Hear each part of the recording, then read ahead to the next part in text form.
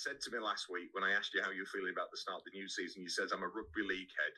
So as that rugby league head, not Rovers, not just you, but overall, did round one give you everything you need as a rugby league head?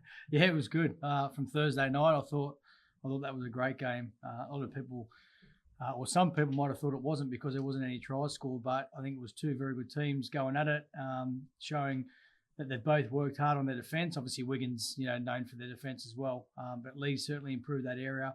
And I thought across the board, I thought most teams looked defensively stronger, which I think is a good thing for the game, because it's the area that probably gets unnoticed by a lot of fans. But I'm sure this year they'll start to value the defence of the majority of the teams in the comp.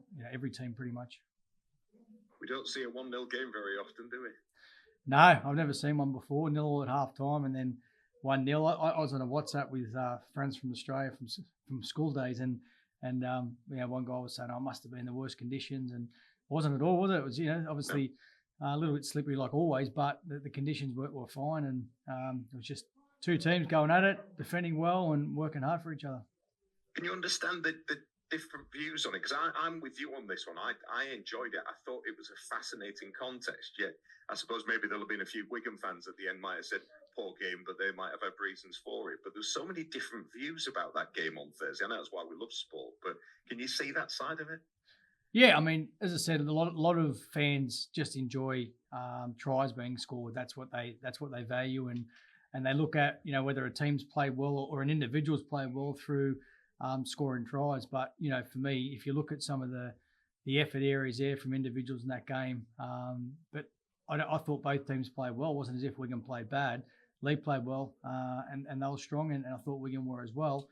There was a couple of moments there that Wigan probably could have iced if they had their time again, but I thought the overall game, the high completions and ball in play, and they still asked a lot of questions to each other. So for me, I value that side of the game because it's the tough side. It's what the game is built on, and makes the game different to a lot of other sports out there. Is how tough these players are, and especially through their defence. Now, I'm asking this as of a coach who benefited from the Golden Point. That's been another talking and discussion coming out. But what do you make of the Golden Point concept and maybe the scoring side of it as far as what you get as far as league points? What's your take on that? Look, there's one of those that we're fortunate enough this week to get the result, but it's either way. If Golden Point stayed, I'd be okay with it. If they changed it to a draw, I'd be okay with it as well, because I think you've got 80 minutes to work out who wins. But in saying that, it's a great spectacle, and I think it brings a lot of onus back on players in terms of pressure. And you've got 10 minutes to try and work out how you score, whether it's a point, a field goal, or a try. There's a lot that can happen in that space of time. But as I said, I don't really have a strong opinion around whether we keep it or we don't. I'd be okay. It's probably more off the back of that as well. Should it be a point each and then there's a bonus point at stake for the team? Again, I mean, I know you'll appreciate you're getting both points in this, but more broadly, is that something open for discussion, perhaps? There'd be discussion for sure. I mean, it's probably one for me. As I said, I don't have too much of an opinion on it or a strong opinion on it. I think if it's 80 minutes, that's it, you share a point and you move on. Or if they're going to go Golden Point, then you're fighting it out to see who gets the 2 points, or you still might end up with one afterwards. So, it's one of those where I'm comfortable either way. Fair enough. At the other end of the scale on Saturday, there was a lot of talk about what happened with Salford and Saints. From a rugby league coach's point of view, and again, someone who loves the sport, how bad a look was that? I prefer leaving that. I think, look, we're going to worry about ourselves. I'm going to worry about my team and get them ready for Thursday. I don't know all the ins and outs, so I'm not going to comment on another club, especially, as I said, we've got a game Thursday and that's all I'm focused on. Of course, but you play them, of course, next week. It could be resolved by the time even this goes out and is broadcast. How keen are you to see it sorted by then so that you're not involved in any of that? Because it will obviously put a lot of focus on it, won't it? Yeah, I mean, we'll wait and see next week when that happens, or if it gets resolved in the shorter term. If it does get resolved today, look, I spoke around it's great that Salford have got new ownership and they didn't have to sell any players, and they can crack on. So I don't know the ins and outs. I'm not sure where they're all at. It's none of my business. I've just got to worry about preparing this team, our team, for Thursday. I was going to say one's enough to worry about, isn't it? But I appreciate you answering it as best you can. Just before we focus on you in particular, again, just looking more broadly across this weekend, there were some really long games, weren't there? There was some late finishes, long finishes as well. The video ref coming under scrutiny. Again, how do you see that? How was that handled this weekend, do you think? Look, it's one of those where if they get the wrong decision, then we're having a crack at them for not getting the right decision. But then, certainly if it goes on too long. Look, I'm a believer in, I think we need to be able to look at it, make a decision quickly, and move forward. I don't want games dragging out. Look, you have pre-seasons, and we've been noted to have a tough pre-season because we want to play a certain style. I think the games. I think we wanted to bring the attrition back in the game where, bringing fatigue back in to see who can last the longest and push themselves through it. The game for a while, years ago, back in the NRL, it was stop-start, and the product wasn't great. But in saying that, we certainly don't want to speed it up too fast where, there's possibly more injuries or it becomes a bit like touch football. So you've got to find that balance. But when it comes to decisions, then they need to make the right one, obviously. But I think it's more around, there's a penalty and you want to play fast as a team. I think certain referees allow that. That grand final last year, I thought Chris did a really good job in terms of how he ref that game because there was so much ball in play. Wigan were the better team on the night. They got the result fair and square. So I'm comfortable with that. I just think if sometimes you get different refs that want to slow the game down for different reasons, and I won't go into those, and then you're not getting the product is not as good as far as I'm concerned. So there's always a balance. But look, when they go into the upstairs, then they want to make the right decision. So as long as they're making the right decision, I'm comfortable with it. Have you fed that back as far as that inconsistency with some of the officials? And if so, what response have you got? Have you been happy with the response you've had? Yeah, no, they're really good. Phil Bentham's, always gives feedback, and when I do ask questions or want to bring something up, so I won't go into the feedback or anything that he mentions, but I'm happy with the responses I'm getting. At least we get some answers. Okay, thanks for all of that. Let's go on to you and your squad fitness. First of all, how's Niall Evans looking? Yeah, Niall's looking okay. We've got a couple there that's. We just got to wait and see, maybe one at the end of the week to see where he's at. But yeah, other than that, we're going okay. Noel will be fine. Okay. Who's the one you're looking at the moment? I won't say that. I'll wait later on the week because he could be okay. So I don't want to. We'll just wait and see where he's at. Okay. But no other concerns coming out of the game on Friday? No, everyone's okay. Obviously, it was Niall that had his ribs, but he's good. He just trained, did the full session, so. He's in a good place, and everyone else seems to be okay. Sam Luckley was in your 21 last week with his wrist. How's he doing? Yeah, Sam's He's going okay. He's doing all the fitness and he's doing everything now, which is good. So just getting him back up to speed. Obviously, we've only just started the competition. There hasn't been any any injuries or suspensions, or the guys are going well there at the moment. That middle pack. So. Sam's just got to keep working hard. He'll get his opportunity at some stage for sure.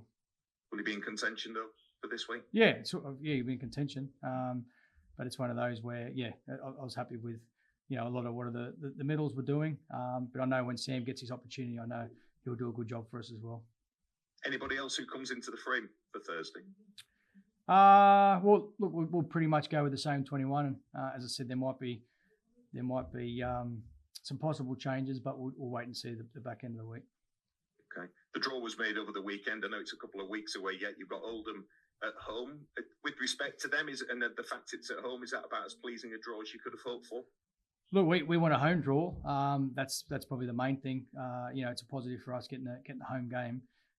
Oldham, had a massive win yesterday against York, and York's a very good championship team. So, look, I know the individuals in that team, there's a lot of experience there.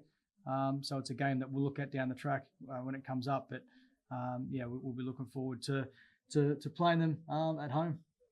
Yeah, a bit of 6 degrees of separation there when you consider the Oldham York thing, as you said. Speaking of York, you went unchanged from the previous week against York. Just a quick thought looking back at Friday at what your decision making was with that. With the same team? Yeah. Oh, I thought the players that played in York did a good job. That's why I went with the same team. Yeah. You took the lead, didn't you? And then Cass responded. But you said you watched it back. I know we spoke before we started recording this. What have you seen when you watched back that performance? Look, I thought there was a fair bit to like, but there's also a lot of improvement. I think Cass certainly came to play. They had a lot of energy, and then they were certainly up for it.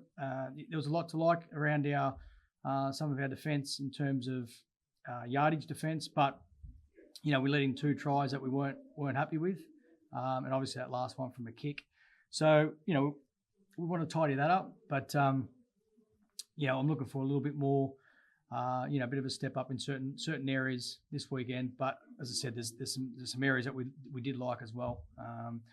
Could have gone either way. Obviously, if he kicks a goal, we lose that game. But we took a lot of learnings from a win, which is positive. What would you tighten up on?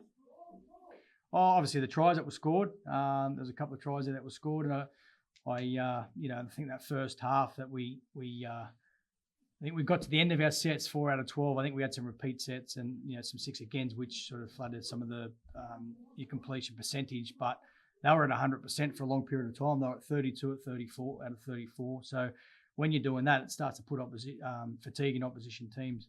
We're a fit team. We got through the other side of it, but I think, don't quote me 100%, but I think it was like 70, 80 tackles that we made more than them, which is a lot of tackling. So to come through the other side, it's a positive, and it shows that they've worked hard in the preseason. The performance staff have got them in good shape. So there's a lot to like as well about what we did, although we've certainly got a lot of improvement. That's probably the tackle side of it. It's probably more manageable week 1. You don't want to be doing that further into the season, do you? You don't want to be putting that kind of pressure on yourself. Yeah, certainly. The first sort of 5 to 6 weeks is around, I know it's cliche and it can be boring, but it is. It's getting through your sets. Now, we play a certain style that, it's not boring. We ask a lot of questions, but I think sometimes it's about getting to the end of your sets and making them tackle. I think we can complicate it at times, but, certainly I think Cass and the teams that won on the weekend, didn't complicate it getting through their sets, and that's what put them right in the game. And as I said, kicks our goal, we get beat. So I think it's just simple. It's a simple fix-up, but it's finding the balance as well of when to play, when the opportunity is there. But mainly, our defence is the area that we pride ourselves on, and I thought with those couple of tries that we let in were a little bit too easy. You touched on something that I was going to ask you about when you said about finding that balance. How much trust do you have to put in your players? Because you want them to have that freedom, the way you want them to play and go about it. You want them to have that freedom, but sometimes, look, let's just keep it simple and get to the next set. Yeah, I think at some stage they've got a choice to make, whether to force a pass or take, or go to ground type thing. So, for us, it's at the moment, it's about getting down and up and playing the ball as many times as we can, as I said, because it does put fatigue in opposition teams. But also, you might only have a few opportunities, a couple of opportunities, a half or a game to be able to score points as well. So, we want to be scoring points, obviously, to win a game. And it's finding that balance. But, we put ourselves under a little bit too much pressure in that first half. And I think if you looked at, I don't have the percentages, but if you looked at every team in that round 1, most of them who had a higher completion, more often than not, would probably go on to win the game. In our game, it wasn't the case, but we fixed that up in the second half. And as I said, we backed our fitness, which came through. Yeah.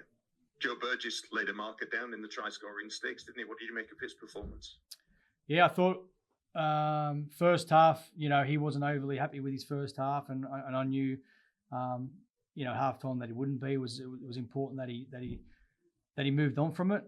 We spoke at halftime around that. We obviously acknowledged that it wasn't a Joe Burgess first half, but the second half, I admire how he put that aside and put in a really, really good performance and strong performance. And in that second half. So, his carries were strong, started making better decisions, and obviously finish off the tries, which he does. So it was good to see that he could, put aside that first half and have a real positive sort of second half. Yeah. Speaking of not happy, Mikey was obviously the match winner. He was really down on himself afterwards. What are your thoughts on that?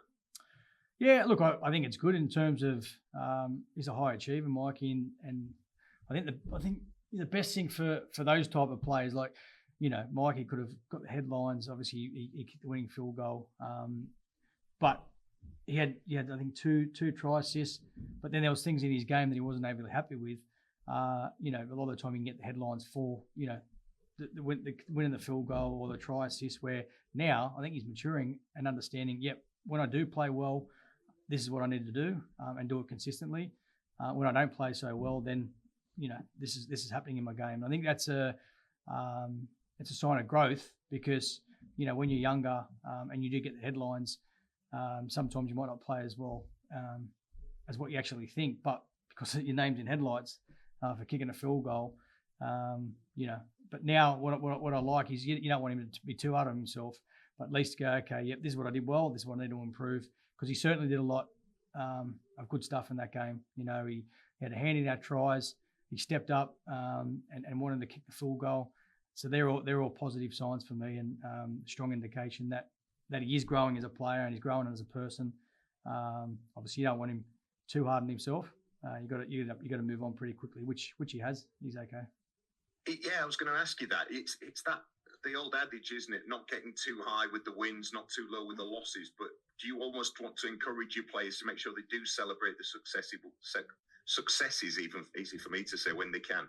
Oh, you need to celebrate all wins. It's this and the competition. I think in that first round highlighted how close it is. The NRL is a really close competition. It's hard to win games. So if you win a game over there, if you're off one week, then you're going to lose. And it's the same for here. I mean, you look at we nearly got beaten. Obviously, Warrington came out the back end, but they had a tough game against Huddersfield, and then the couple of other losses where Wigan got beaten, and then Catalans were favourites against FC. So that's a competition that you want to have. So to answer your question, you've got to celebrate the little wins along the way. And us getting 2 points on Friday in round one is that's what you're going after. So for Mikey, he was hard on himself, but he's certainly singing the team song, and he's moved on and looking forward to Thursday. Good to hear that. I'll ask you about one more play just before we look at Wakefield. Rhyse Martin obviously scored when it counted towards the end. How surprised were you with his lack of conversion off the kicking tee Friday? Oh, look, I don't really, when it comes to that sort of stuff, I mean, it was even with Mikey last year. He's doing his best, and I know what type of kicker he is. He'll be able to tell me why he missed instead of me telling him. He's the expert in that area. He's going to have some good days, and he's going to have some not so good days. And he's one of the best kickers in the world. So it's one of those days, mate, that he probably would like to have back in terms of kicking goals, but he'll have an opportunity again Thursday. It's probably why it stands out, though, isn't it? When you've got a kicker like that, who is usually so metronomic with his kicking. Yeah, certainly. I mean, for fans or media, it's something that they'll make a point around. I certainly don't go up to him and judge him on his kicking. It's more around his game, his effort, and his approach. I know that'll get fixed pretty quickly. And if he does have another bad day, it happens. But again, the important part is he knows how he needs to fix it or what he did wrong. I'm not the expert in that area. He's certainly more of an expert than me. Yeah, we'll bow to his knowledge on that side of things. Let's talk about Wakefield. What stood out with their round one win? Yeah, I thought they were quality. I thought with the ball defensively, they ask a lot of questions, and they got defensive. They move well. They're connected as a team, and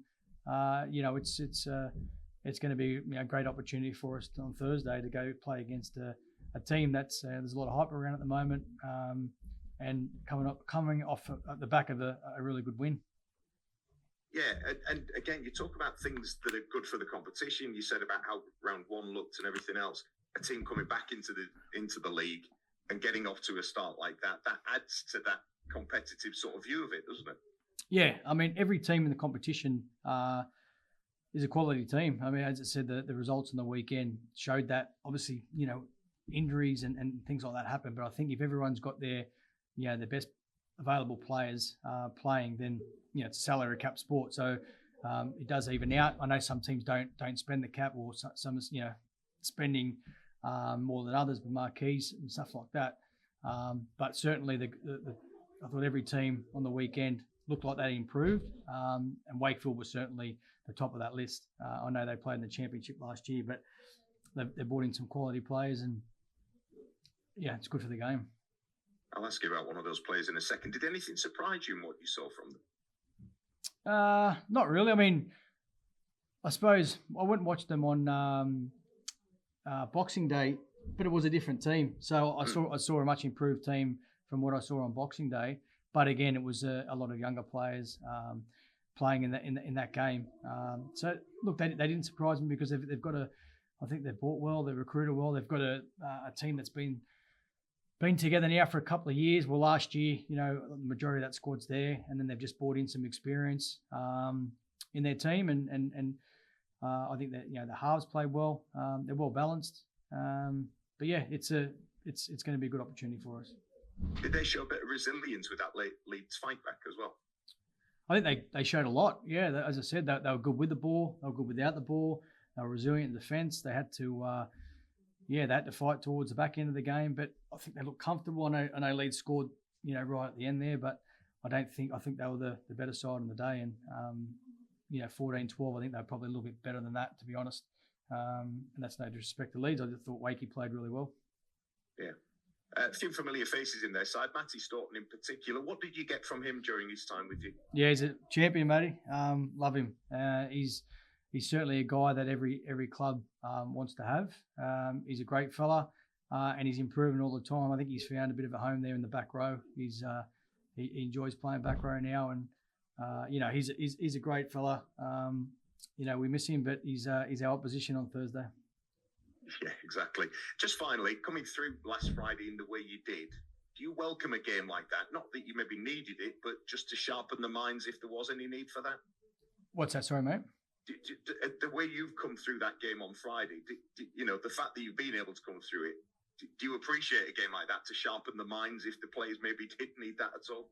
Oh, look, as I said before, I think every game, and hopefully every game in our competition is going to be competitive and tight, and either side can win if a side's off, or either side can win if they want it more. And I think it was just two sides, in through the whole competition, that were going after 2 points. And Cass, off the back of losing against Bradford, they certainly turned that around during the week, and then in their performance, they were well and truly up for it. So, it's a game that we know now, or we knew that beforehand anyway. But if you're not on, then there's a chance you're not going to get 2 points. So, as I said, we've got some learnings from that. I don't question the guys' attitude, or I don't question their intent or effort.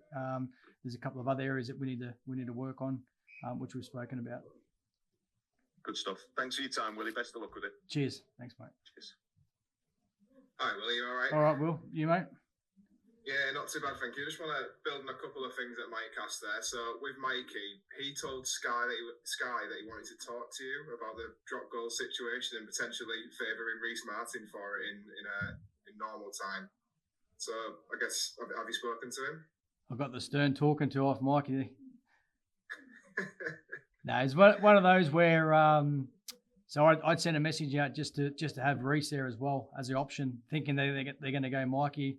So it was one of those.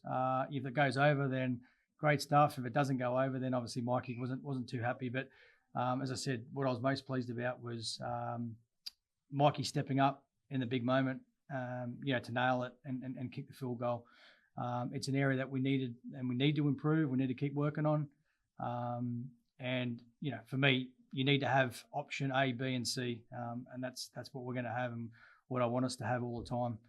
Whoever's in the best position will take the field goal. What we made of the rule changes in terms of the captain's challenge across the competition and how it was used? I don't think we got too many, or the players didn't get too many right, did they? I think overall Look, I think it's a good concept, and I'm glad it's brought in. So it'll be one of those that once we progress with it, we'll get better. The players will get a better understanding of it and a better feel. Is that something that you talk through with Minnie then, and talk about how you use it, or do you just leave him to it and let him use it at his discretion? Yeah, it's one of those that they're out there. So by the time we send a message down or anything like that, I think it'd be too late. You've only got sort of 10 seconds. The players, get a good feel of it. Back Minnie and back his judgment. If we get it, perfect, and that's what we're, obviously we're setting out to do. But if we don't, we need to move on from it and not let it affect us. Obviously, Wakefield will be flying high in confidence, having stepped up, beat Leeds on Saturday. First home game in the Super League with a packed house. How important is stunting their momentum early and keeping the crowd quiet early on, starting strongly? Yeah, it's important. I mean, both teams want to start fast. Every team will want to go out and start well, so it's important that we start well. We can't control their crowd or can't control too much around what they do, but what we can control is our performance, and we can control our effort and our intent. And if we get that right, then we'll put ourselves in a really strong position.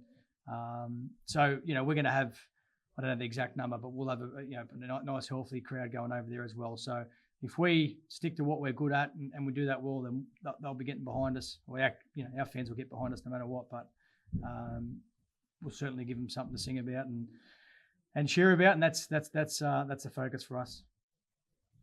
Danny Richardson made his Huddersfield debut yesterday. How do you think he went? Yeah, I thought he went okay. I thought maybe Danny was he was busy, which is good. It was good for him to get some confidence. He's there were some things there that he probably want to keep working on, and we want him to keep working on. But it was good for him. Good to see him back playing Super League again. Is there scope for him to stay longer? Because obviously it was only an initial 2-week loan, wasn't it? Yeah, possibly. We just need to have a look at where we're at, and then we can make a call and just see where we're at as well. So there's a possibility, but we need to make a call. Brilliant. Thank you very much. Cool. Cheers, guys.